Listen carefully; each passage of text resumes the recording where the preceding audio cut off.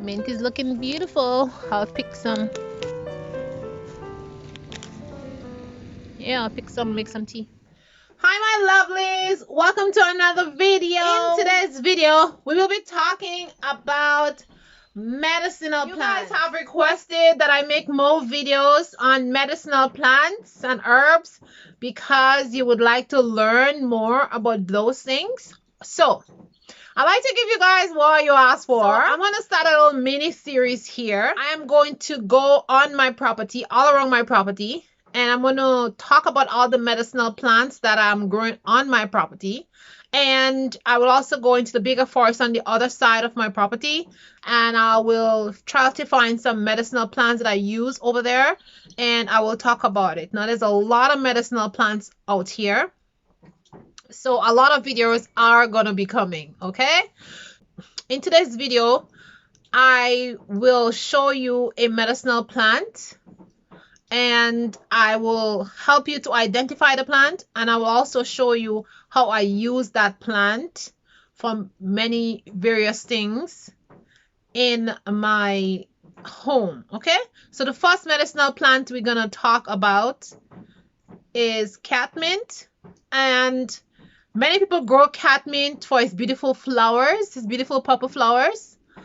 I love catmint, and I grow it because I grow it for cold and flu mainly, and I use it for like a hair rinse sometimes, and I'm going to show you how to make that in this video. But I like to grow it for my kids because when they have a cough or a cold, I like to mix catmint with regular mint and make a poultice to put on their chest.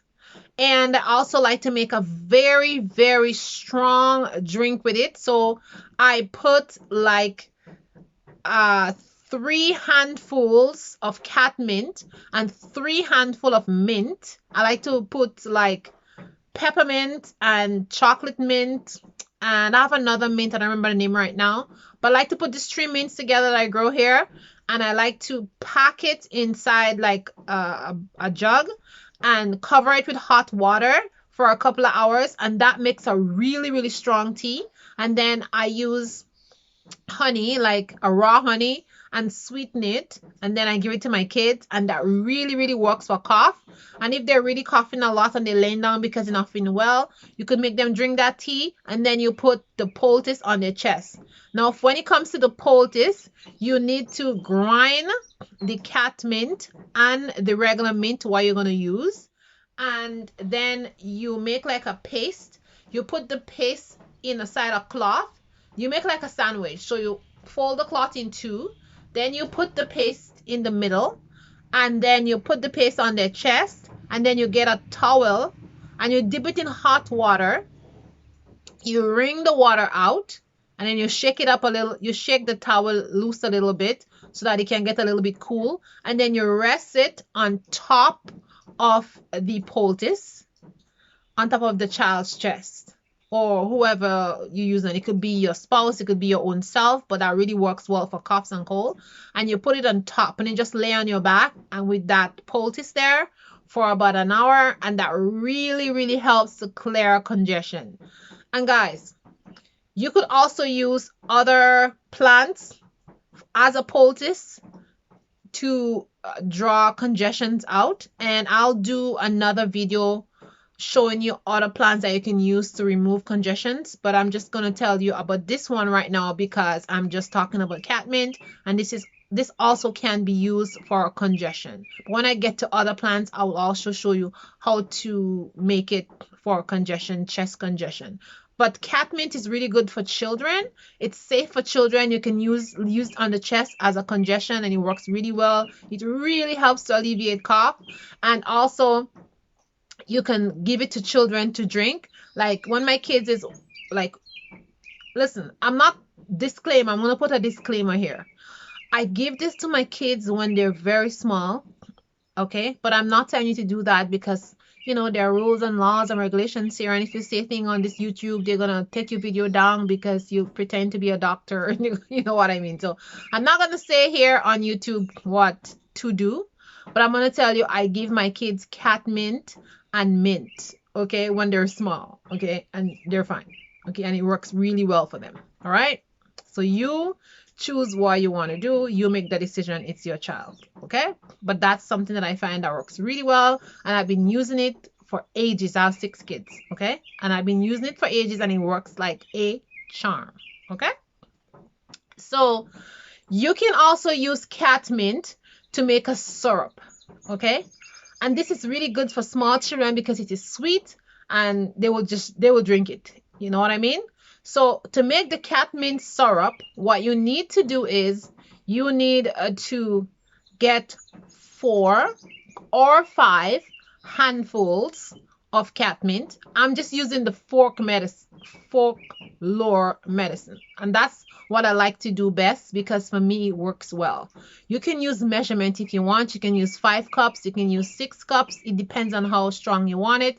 But folklore, I just use my hands and put the leaves in my hands or the plant in my hand like this. So I use 5 handfuls, and then I put it in a pot, and then I use 3 cups of sugar, okay, and I put 3 cups of sugar and 2 cups of water, and then I leave that to slowly simmer on the stove, okay, and once it simmer, I close it off and I leave it overnight so that the plant matter can infuse inside of the water, okay.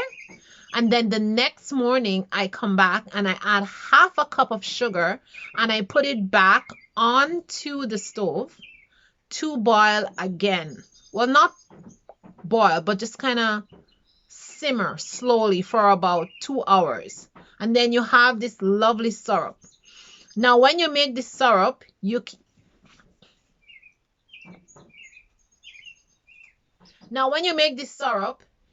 you can also put lemons in the syrup if you want to make it stronger, or if you want to make it more tangy, or if you want to add more flavor to it. It tastes good. Kids will drink it. So you can also add lemon. I'm just telling you that. So you can also add lemon for the extra oomph in it. All you have to do is put the lemon in the bottom of your jar and pour the sweet syrup over it, and that's it. And the lemon will just give it a more flavor. It's not gonna go bad, it's not gonna spoil because the syrup itself is sweet and it's gonna preserve the lemon, but it's just gonna add some extra properties to the syrup. And you don't have to store it in the fridge or anything. It will just stay on your counter and it's gonna last. But that's what I do.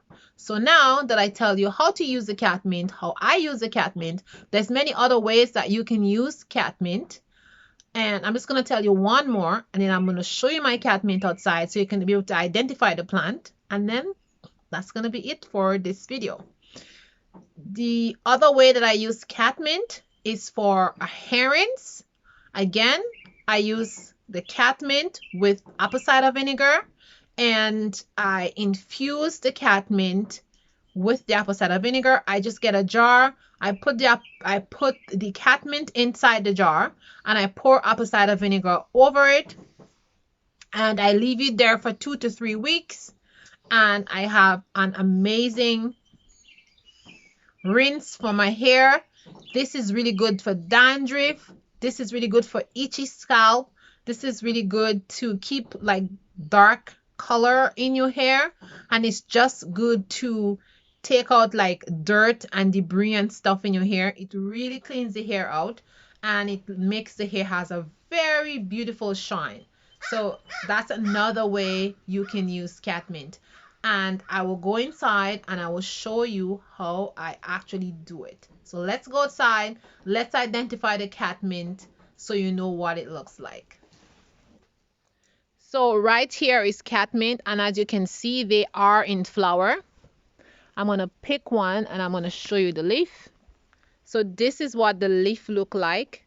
It has jagged edges, as you can see here. Okay. And they just grow 2 leaves on the stem. And then it has this purple flower. Okay. The flower, they grow in a cluster, as you can see. Let me see if you shouldn't see it properly. I hope you can see it. Yeah, you can see it properly. So the flower grow in a cluster, and at the top of the flower, the leaves are usually smaller than the bottom. And I will show you again. This is one right here.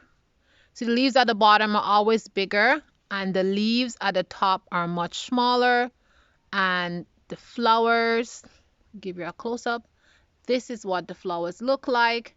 And when you break the leaves, they smell just like mint. When you smell them, they smell just like mint. They have this very strong mint flavor, and they spread very easily like this. Let me. So as you can see, I have a lot of them. I just grow them everywhere because they're very good for butterflies. They're good pollinators. They're good for the bees. And I just grow a lot of them for medicines. I use them a lot for medicine. And this is very easy to grow and very easy to propagate. So catmint, very good for cold and flu. Awesome for young children. So that's a plant. That's a plant, if you're getting into herbal medicine, that's a plant you definitely want to grow. So when you're identifying the catmint, you want to look for the flower and the leaves.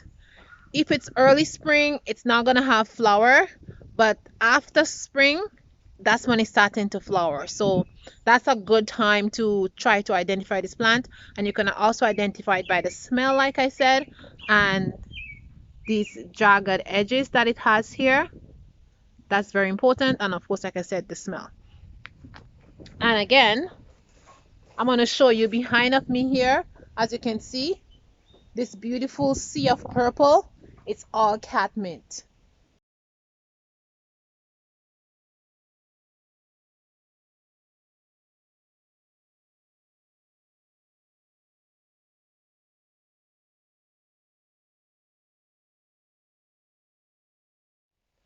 One more thing I want to say in this video is, before you start to use medicinal plant or any plant whatsoever, make sure that you have the right plant.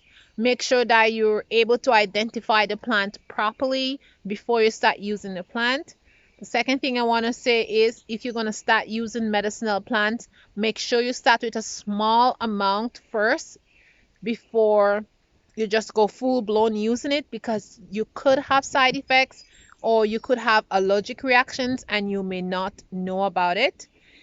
Catmint is safe for children, but I will say, if it's the very first time you're going to use it on your child, maybe you want to make a very weak decoction and give it to the child first. Make 1 or 2 spoons first, wait an hour or two and see that the child is okay, doesn't have a reaction, before you go ahead and make stronger concoctions and give it to the child, because everybody is different and everybody, immune system, bodies work different. So you want to make sure you do tests and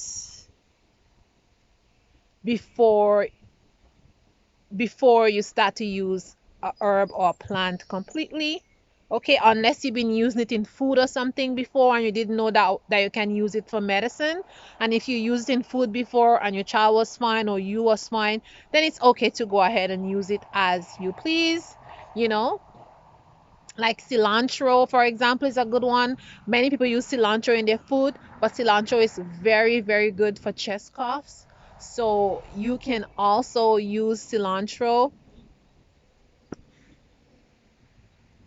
for coughs, because you use it in your food already and it's it's good. It doesn't cause a reaction. So this is a method I use to go about when I just find out about a herb or a plant or something. This is the method that I use. So I'm just throwing that advice out to you. So right now, yeah, I'm just telling you my little advice. Like I always say on my channel, this channel is for information. This channel is to help and to share knowledge. And so everything that I'm telling you on this channel is something that I try, something that I use, something I'm using for my family. So that is why I'm telling you all these things, guys. Okay, so let's head inside. and I will show you how to make this very, very simple hair rinse using the catmint. Let's go.